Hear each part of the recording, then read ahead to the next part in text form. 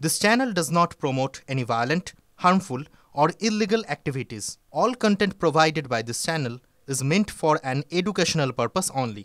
Top quality और consistent performance के लिए सिर्फ सिल्वर पंप्स नाम याद रखना। মহারাষ্ট্রে পরিযায়ী শ্রমিককে কুপিয়ে খুনের অভিযোগ। খুনের পর দেহ টুকরো করে বস্তায় ভরে জলে ফেলে দেওয়ার অভিযোগ। মৃতের নাম আবু বক্কর মণ্ডল।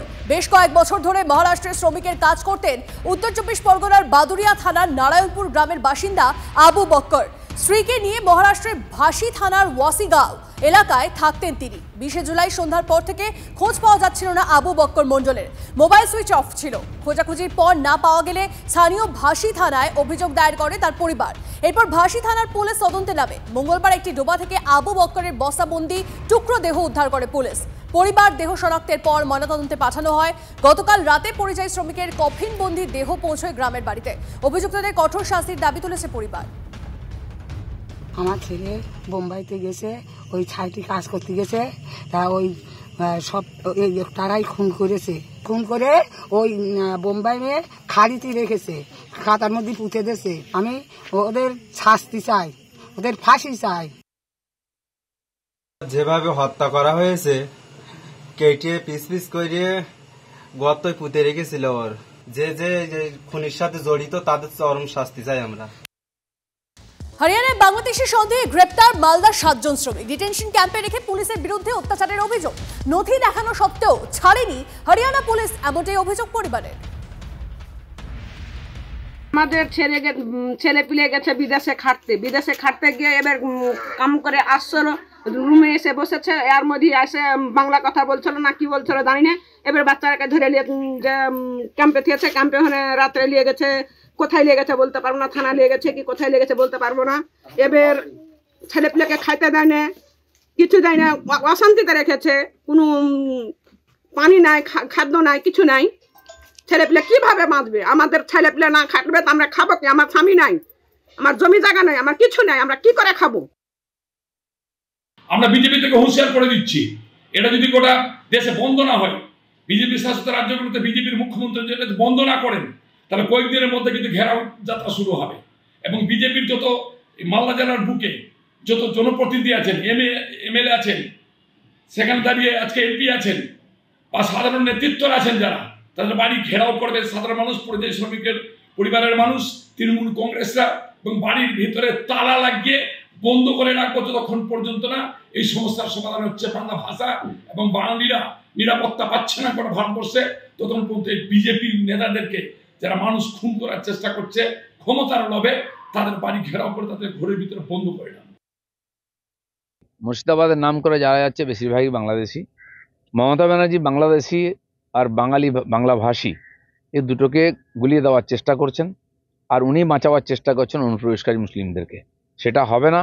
আমরা ডিমান্ড করব, বিহারে যে স্টাইলে ভোটার লিস্ট সংশোধন হচ্ছে, আর ঠিক বাংলাতেও ইলেকশন আগে সেটাই করা উচিত। নাহলে পশ্চিমবাংলায় ফেয়ার ইলেকশন তো হবেই না। এই যারা বাংলাদেশি প্রায় 40-50 লক্ষ ভোটার আছে, তাদেরকে আলাদা করা সম্ভব নয়। 21শে জুলাইয়ের মঞ্চ থেকে ভাষা আন্দোলনের ডাক দিয়েছেন মমতা বন্দ্যোপাধ্যায়। আর সেই সূত্রেই আরও আক্রমণাত্মক ভূমিকায় মুখ্যমন্ত্রী। মহানায়ক সম্মান প্রদান অনুষ্ঠানের মঞ্চ থেকেই বাঙালি হেনস্থা নিয়ে গর্জে উঠলেন মমতা। বাংলা ভাষার উপর নেমে আসা ভাষা সন্ত্রাস নিয়ে সরব হলেন মুখ্যমন্ত্রী মমতা বন্দ্যোপাধ্যায়। বললেন, দেশে বাংলা ভাষার উপর সন্ত্রাস চলছে, প্রয়োজনে আবার ভাষা আন্দোলন হবে, কিন্তু মাতৃভাষাকে রক্ষা করতেই হবে। সুর চড়ান মমতা বন্দ্যোপাধ্যায়। ভাষা সন্ত্রাস নিয়ে সোশ্যাল মাধ্যমে সরব রাজ্যের মুখ্যমন্ত্রী। এই ভাষা সন্ত্রাস বন্ধ হবে কি হবে না, গর্জন মমতা বন্দ্যোপাধ্যায়ের। বাংলা ভাষার উপরে আজকে ভাষা সন্ত্রাস চলছে, এবং বাংলা ভাষায় যারা কথা বলে তাদের উপর খুব অত্যাচার হচ্ছে। আরেকটা ভাষা আন্দোলন সমাজকে যাতে জাগ্রত করতে পারে, এবং আমাদের ভাষাটা মনে রাখবেন সারা পৃথিবীতে 5ম স্থানে এবং এশিয়াতে 2য় স্থানে। প্রায় 30 কোটি লোক বাংলা ভাষায় কথা বলে, আর আজকে বাংলা ভাষায় কথা বললেই তাকে জেলে নিয়ে যাওয়া হবে, এটা আমি মানতে পারছি না। আমি কেন, আপনারা কেউই মানতে পারছেন না। সুতরাং এটা নিয়ে আমাদের প্রোগ্রাম করা উচিত সর্বস্তরে।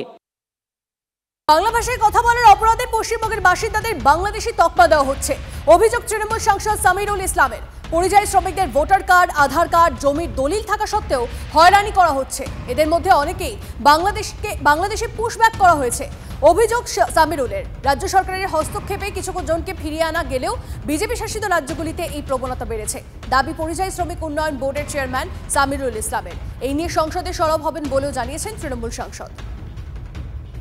ওরা আধার কার্ড, ভোটার কার্ড, জমির দলিল থেকে আরম্ভ করে অনেকে পাসপোর্টও দেখাচ্ছে, তখনও বলছে যে আমাদেরকে স্যাটিসফাইড করো যে তোমরা পশ্চিমবঙ্গের বাসিন্দা, এবং কোনো রকম ডেটা পশ্চিমবঙ্গ সরকারের কাছে শেয়ার করছে না। ভেরিফিকেশন করে যখন আমরা বলছি যে ভাই এরা তো আমাদের বাসিন্দা, তারপরেও 3-4 দিন করে হ্যারাসমেন্ট করছে। একটা গ্রুপকে ধরছে 10 দিন 7 দিন করে হ্যারাসমেন্ট করছে, তারপরে আরও কোন গ্রুপকে ধরছে। এটি যে কন্টিনিউয়াস হয়ে একজনের গ্রুপে পেলাম 1922 সালের পুরানো জমি দলিলও আছে, তাদেরকে বাংলাদেশি তকমা লাগিয়ে বাংলাদেশে পুশব্যাক করে দিয়েছে। এমনভাবে পুশব্যাক করেছে যেখানে বাংলাদেশের সিকিউরিটি ফোর্স ছিল না, পুরো মারতে একদম পুশব্যাক করে দেওয়া হয়েছে।